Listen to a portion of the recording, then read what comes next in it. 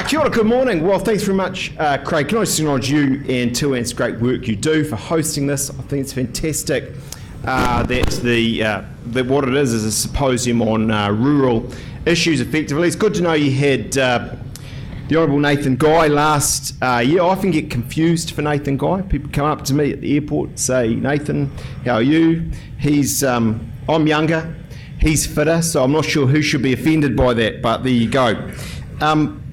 Can I just say from the outset that rural issues and rural connectivity are at the absolute heart of what we're trying to do as a government in communications. And fundamentally, I would argue we get it. We get that for rural New Zealand, connectivity is fundamental in 2017.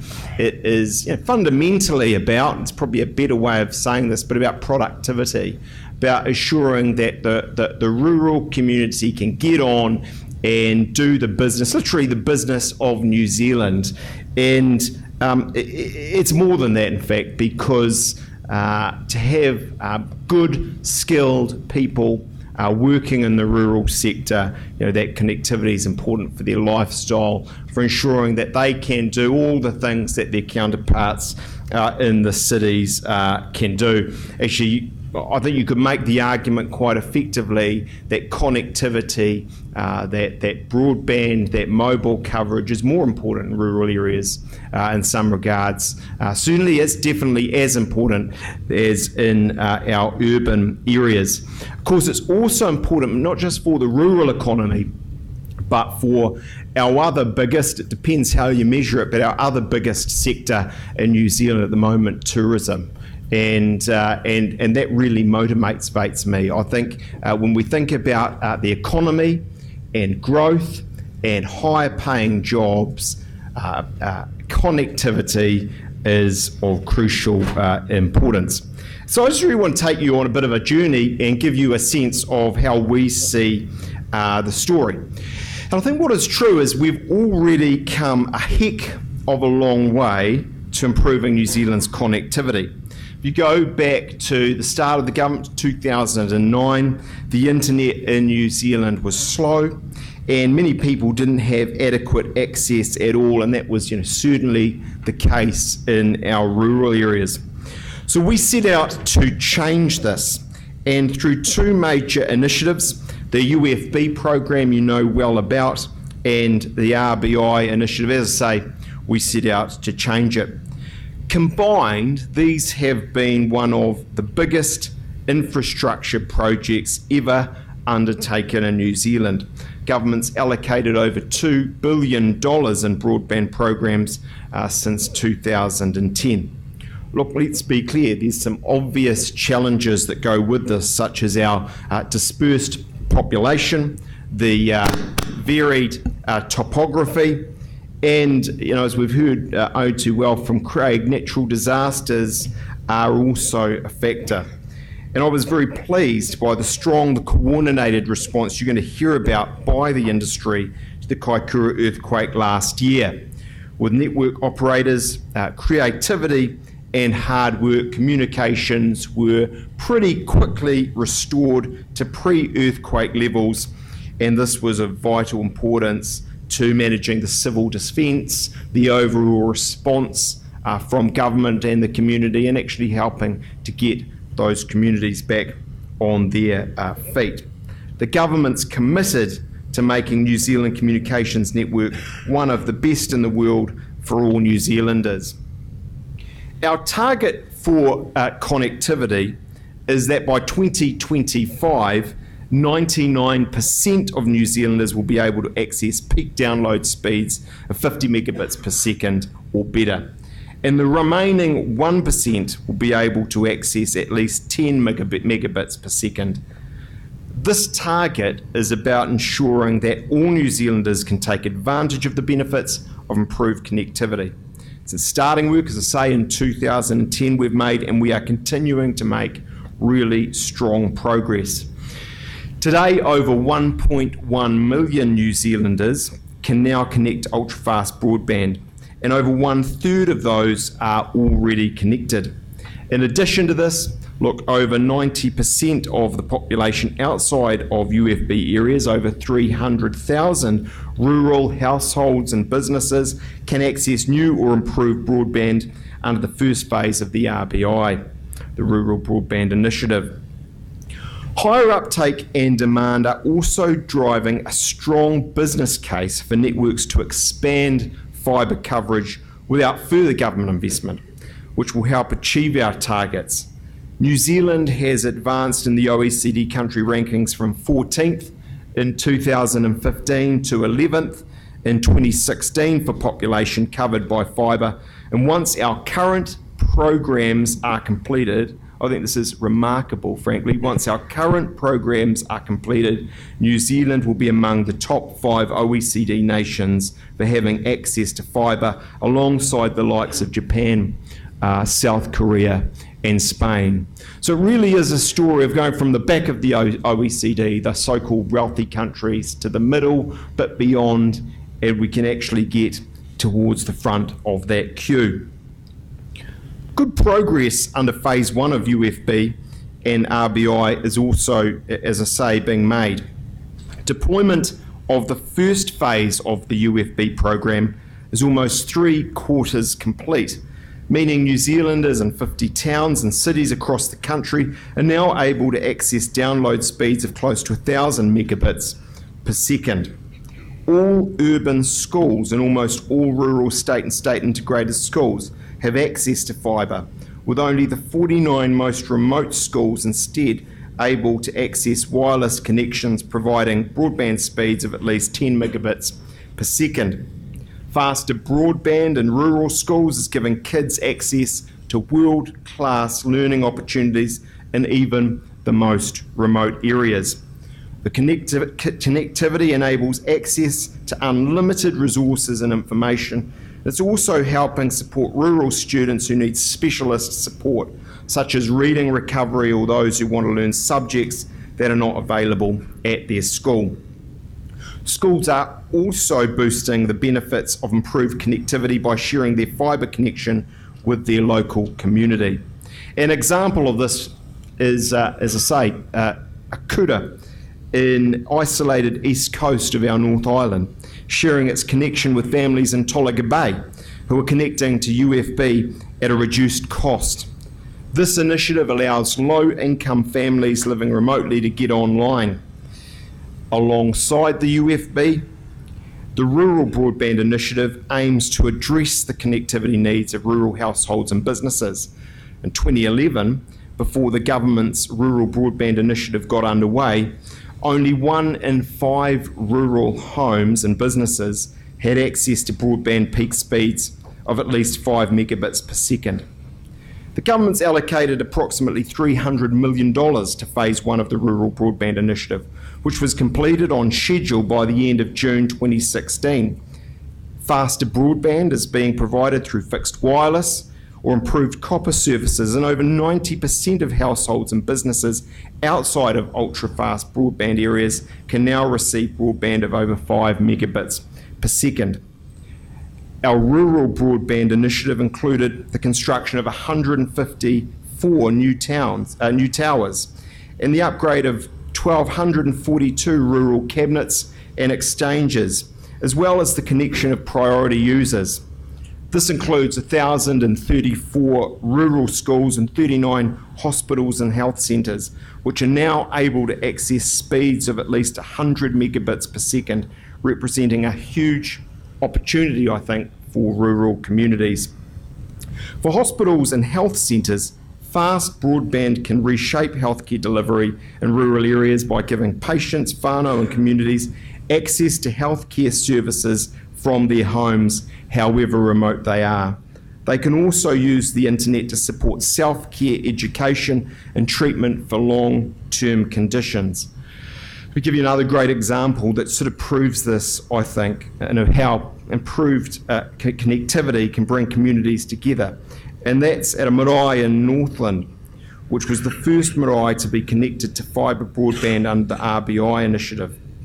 The connection is bringing more families onto the marae, and they are staying longer to pursue business opportunities and keep in touch with their families further afield.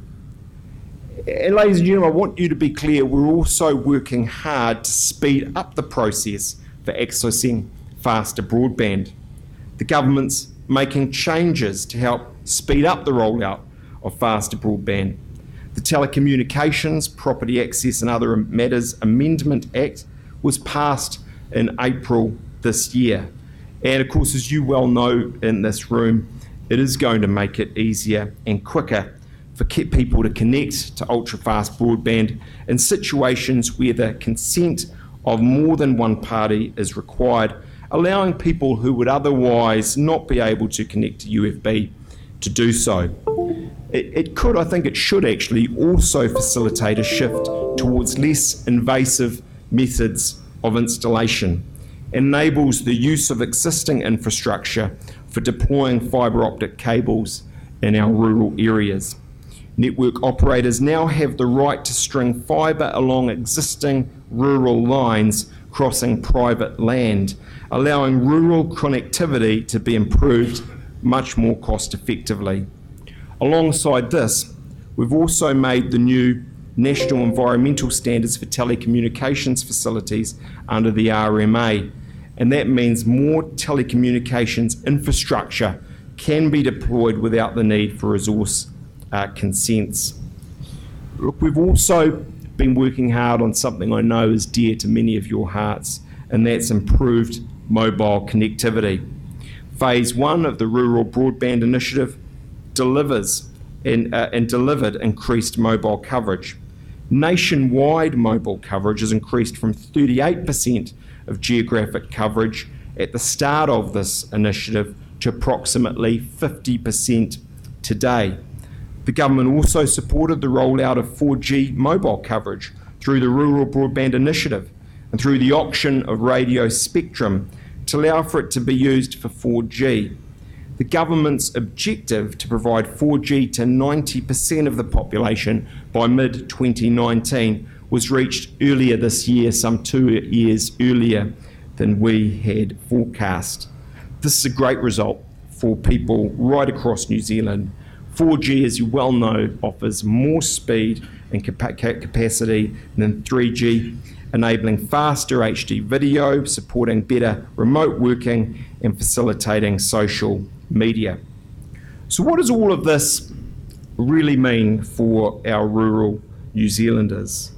Well, I've already said it's critical for regional towns and rural areas, not though just as an important enabler for economic growth, but also as a key means for those communities to more effectively connect with the rest of New Zealand and with the wider world. Rural connectivity is a core part of the government's plan to support our regional economies. Through our regional growth program, many areas have identified having access to the same world-class broadband and mobile connectivity as Kiwis living in other centres as vital to economic growth. We want to see New Zealanders, whether they're urban or rural, with access to the economic and social opportunities high-speed connectivity brings. Faster, better internet is helping rural New Zealanders connect to social services, healthcare, education. As well, it's helping them to succeed in their farms and their businesses. I think another point that's important is we are improving even further for all New Zealanders. We are seeing some great stories of how improved connectivity is making a difference for schools, hospitals, healthcare centres, marae, farmers, businesses and tourism. But we've still, and I want to acknowledge this very clearly, got a way to go. We know that some New Zealanders are still missing out and need faster internet sooner. In January, the government announced an investment of $300 million to extend UFB to another 423,000 New Zealanders. Under the extension of the program, which has already started in Hokitika and Hukarangi in Northland, fibre will be deployed in 151 new towns and in 43 fringe areas of cities and towns that have already received fibre. While the full fibre rollout will be completed by the end of 2024, and I hope sooner, we have prioritised faster deployment in 18 towns across Northland, Bay of Plenty, Gisborne, Hawke's Bay, Manawatu, Wanganui, and the West Coast, which are all part of our regional growth program. We've also allocated an additional $150 million for a second phase of the Rural Broadband Initiative and for the Mobile Black Spot Fund. We recognise that demand for fast, reliable internet is consistent pretty much right across New Zealand, and we're working to ensure that all New Zealanders have access, recognising the challenges of our difficult terrain, and mindful that this is a significant infrastructure undertaking that will take time. The tender process for the second phase of the RBI and the Mobile Black Spot Fund closed last month, and responses to the RFP are currently being evaluated. I want to take the opportunity to reiterate what we want to achieve with these programs. With the second phase of RBI, we're aiming to provide faster broadband to the greatest number of underserved rural homes and businesses within the funding available, and contribute towards achieving similar rates of access to fast broadband by rural end users across the regions. Alongside this, the Mobile Black Spot Fund aims to improve the availability of mobile services to support safety on state highways and enhance visitor experience at key tourist destinations, which do not currently have coverage from any mobile operator. This includes some of our most prominent tourist locations in the country, such as Milford Sound and Cape Reinga, as well as some very dangerous and remote state highways like State Highway 6 on the west coast and State Highway 3 in North Taranaki. This will go a long way to helping achieve our 2025 coverage targets and to making a significant difference to broadband and mobile coverage in remote parts of New Zealand. However, with more than 200 mobile black spots noted in the RFP for potential inclusion, it's important to understand that not all locations listed will get coverage. Meeting the targets and making the second phase of the RBI and the Mobile Black Spot Fund a success will certainly require both private and public sector input. So I'm especially pleased by the strong engagement and response to the tender process. The process was designed to be as accessible as possible so that operators, both large and small, could propose creative solutions, and the bids certainly demonstrate this. The RFP did not specify any particular technology for the second phase of the RBI, and regional operators such as wireless internet service providers were encouraged to participate in the RFP process with innovative solutions. Operators were also encouraged to make their solutions open access for other providers to help facilitate competition in rural areas. Crown Fibre Holdings is currently reviewing the proposals received, and announcements about where deployment will occur will be made once commercial negotiations are completed. So, ladies and gentlemen, I hope that gives you a clear sense, actually in some detail, of the things we're doing, where we've come from, the lack of connectivity relatively speaking, to where we are and where I think we're going. I'm incredibly excited about the journey. I think it will be a remarkable achievement, not if, but when actually as New Zealanders we look back and we see that we have not in the middle of the pack, but right near the front of the pack of the OECD connectivity at that level in New Zealand.